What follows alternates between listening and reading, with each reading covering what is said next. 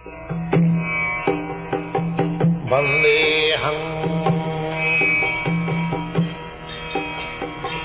Sri Guru. The following is an arrival address given by His Divine Grace, A.C. Bhaktivedanta Swami Prabhupada, recorded on the 11th of February 1975 in Mexico.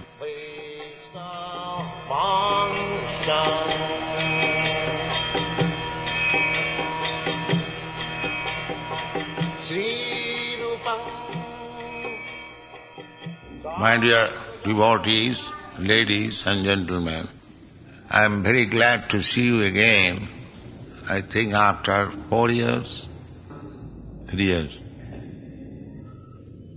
I was trying to come here again, I like this place, but due to various engagements and due to my old age also, I could not come earlier. But this time, by the arrangement of our Hridayananda Maharaj, I have been forced to come here. So I must thank you for your nice reception. I was received by police escort very nicely, and I remember once I travelled with the Governor of UP in 1962 from Lucknow to Kanpur.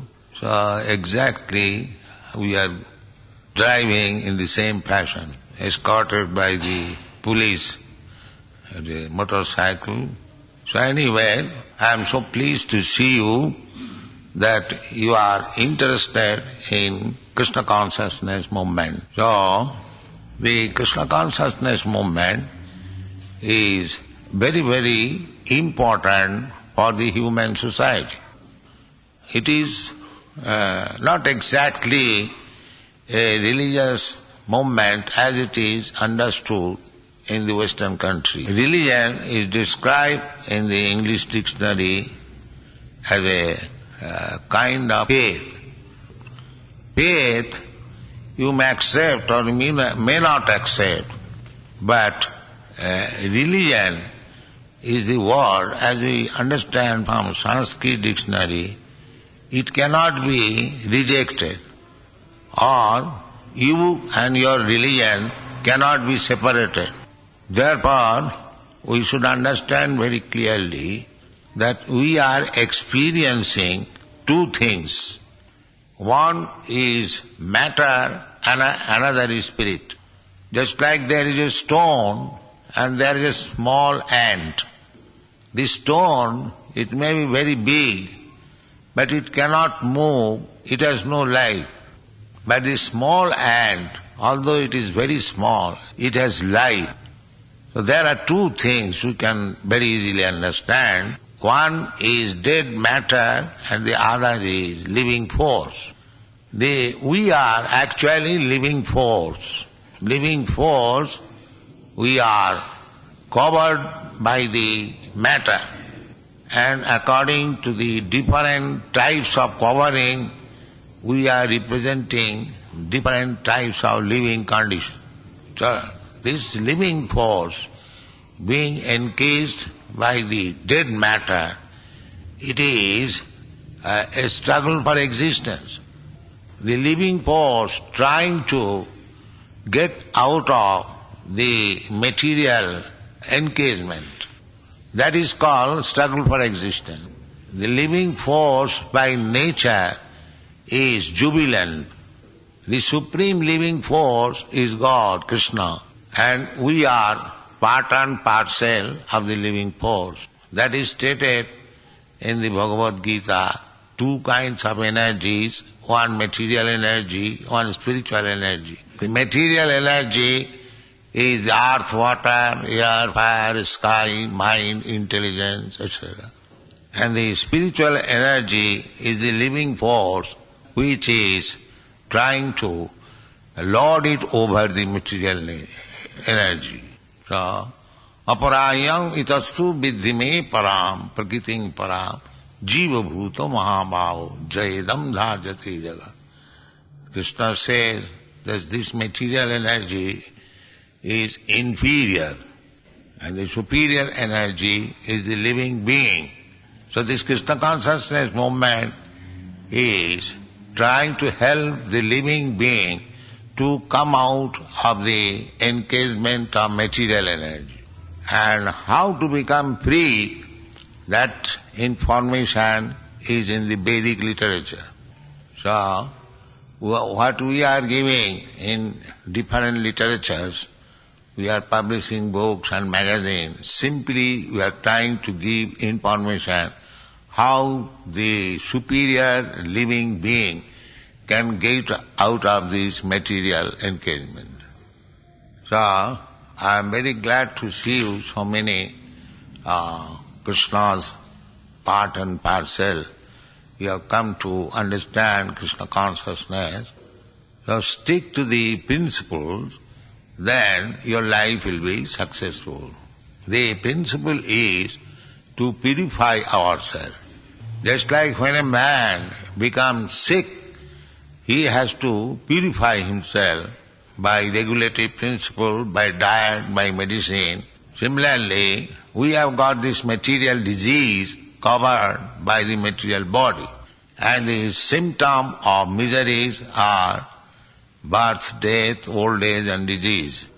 So one who is serious about getting out of this material bondage and free from birth, death, old age and disease, so he must take to this Krishna consciousness.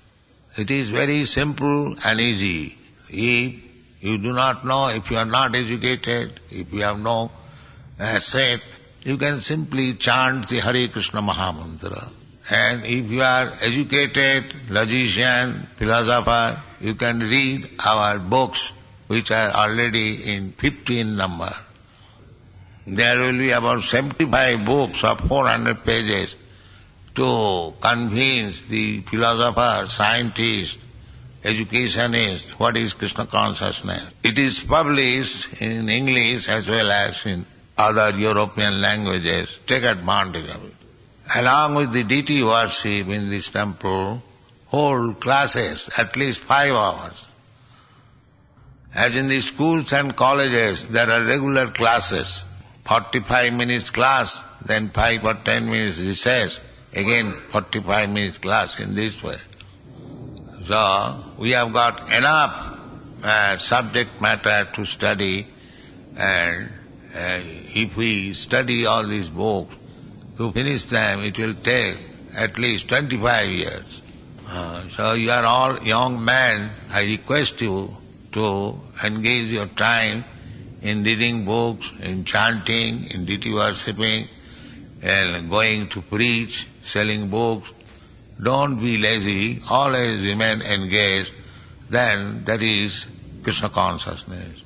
Krishna says in the Bhagavad Gita, Mang hi partha vapasritya jepishu papajunaya sriya vaishya satha shuddha stepi janti parangati.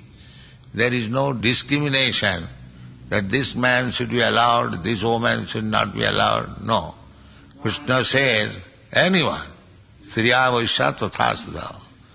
Anyone who takes to Krishna consciousness, he becomes free from the material bondage and goes back to Godhead, back to home. So take seriously about this movement and execute the principle, namely no meat eating, no illicit sex, no intoxication, no gambling, and chant 16 rounds. That's all right. Now, if there is any question from them. If everyone is spirit soul, then is the sex life also spiritual? Well, sex life there is no sex life in the spirit soul. Sex life is in the material body. We are not this body. But because we are in this body, therefore we are thinking pleasure of the body is pleasure of the soul.